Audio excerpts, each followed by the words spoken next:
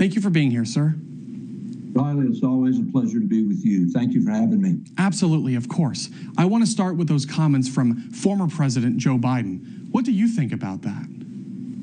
Well, listen, I think people that listen to that, first of all, I think Democrats ought to shudder that they have this man out in public rambling on the way he has typically done.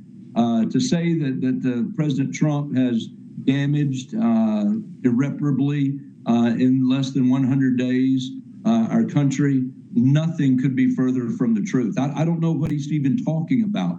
If he's talking about the fact that illegal border crossings are down by 95%, I don't know if he's talking about the price of eggs are down by about 44% from where they were at the beginning of January. I don't know if he's talking about the fact that President Trump has made clear in this country that the DEI movement is done for and that we're moving back as a country to common sense.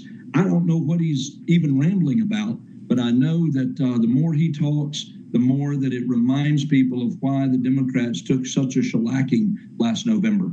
Oh, certainly. I mean, Kamala Harris being the first candidate in nearly 100 years to not flip a single county in this country, 89% of counties shifting to the right, going toward the Trump administration, and yet they still haven't learned anything from that election very clearly. But my question for you, sir, is will Democrats ever learn?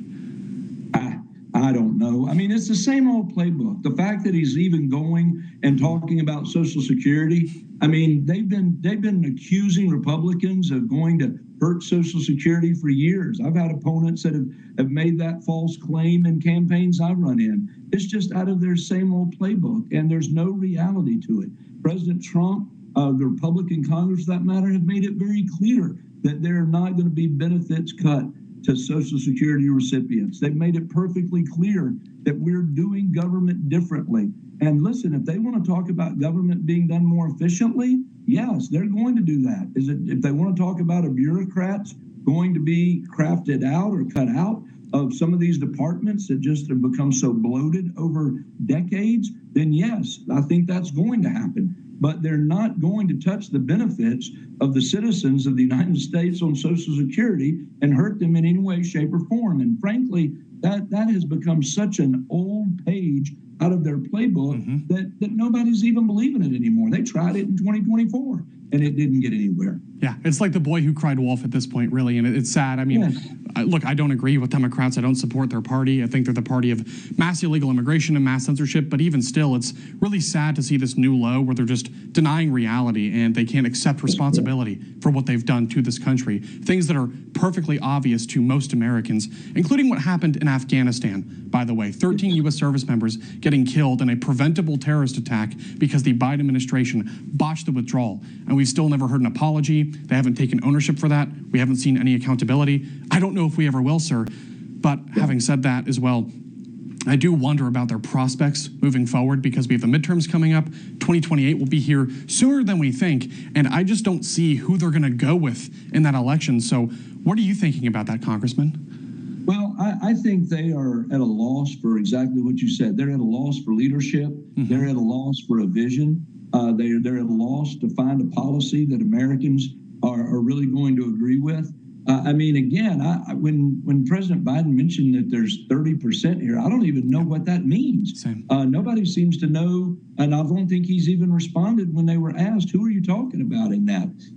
When you look at the American public and you look at even what polls have shown in these first 85 so days of the Trump administration, it's been overwhelming the support for the things that we're doing. And so the policies are moving forward. People are seeing government work for the first time in a long time, and they're seeing it being done differently. So yes. I don't know. When you look out there and you see AOC and Bernie Sanders traveling the country on their tour, boy, if that's the best they've got, and Joe Biden speaking in places, then, God bless them. I guess they'll do the best they can with what they got to work with. Yeah, right. Well, speaking of senators, what do you think about Senator Van Hollen going all the way to El Salvador today to fight for someone who was here illegally? Well, I think if there's an award being given out for the PR stunt so far this year of the greatest magnitude, it would have to go to Senator Van Hollen. I'm really blown away by what I'm hearing. Even in the little display of the videos he's been sending back. First of all, people need to realize this Garcia gentleman is not a Maryland man. Yes. He is an illegal alien from El Salvador, a member of MS-13 gang that rapes, kills, murders Americans. I mean, to say that he's a Maryland man and that Van Hollen's going to run down there and somehow bring him back, I just think is the PR stunt of the year thus far. And somebody's going to have to go a ways to try to beat that.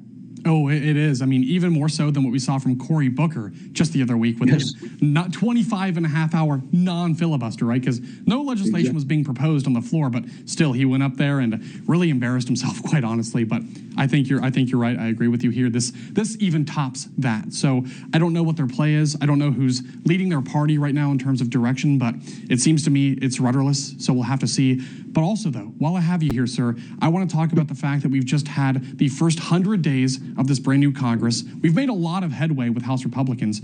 I want to walk through some of the highlights with you. What are you most impressed with thus far?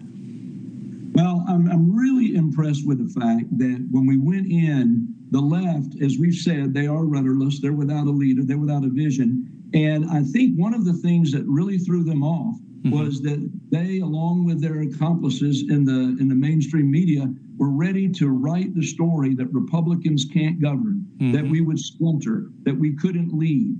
And yet, we have seen Republicans standing strong together. We watched the first budget resolution come out of the House. We saw the Senate come back with their budget resolution. It came back to the House. And even through all of that, Republicans were able to pass it without any single Democrat support. When the CR was on the line, the president was asking us to do what we needed to do.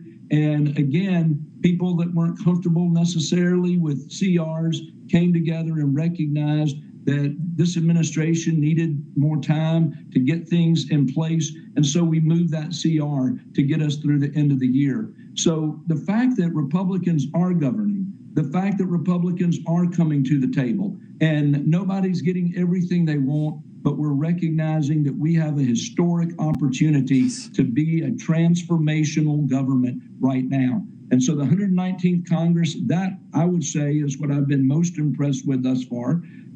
I think that Speaker Johnson has done a great job of working and pulling the groups together. His greatest test may still be out there before him, but he certainly has demonstrated the determination and the tenacity. He's working so well with the president. The president is being the leader. That's the other thing I would be most impressed with. But again, we went with 4 years without any leadership in the White House. And so Donald Trump's return to the White House has shown a leader that can take a stand, a leader that understands what he's trying to do, a leader that realizes promises made are going to be promises kept. And he is fulfilling everything that he ran on. And I think to the American people, that should perhaps be the most impressive thing that they've seen thus far. I completely agree. And if I could add one other thing as well, Congressman, to what you said brilliantly, the level of transparency that we're seeing from this government, from Congress, from this administration, from the president himself, bringing reporters into the Oval Office with him while he's talking to other world leaders. We just saw that with El Salvador's President Bukele this week. That is remarkable. I've never seen anything like it before. So I know Trump, like any other man, has his flaws, sure, things he could improve, but writ large, this is revolutionary. We've never seen a president be so forthcoming and clear with his own people, and I think that needs to be the new normal for any president moving forward. Agreed. And I think that really it does come down to that key word that we were so hungry for in this country, and that was leadership, and he's providing it. Absolutely. Thank you for your time today, Congressman. I appreciate it. Thank you, Riley. It's always a pleasure to be with you.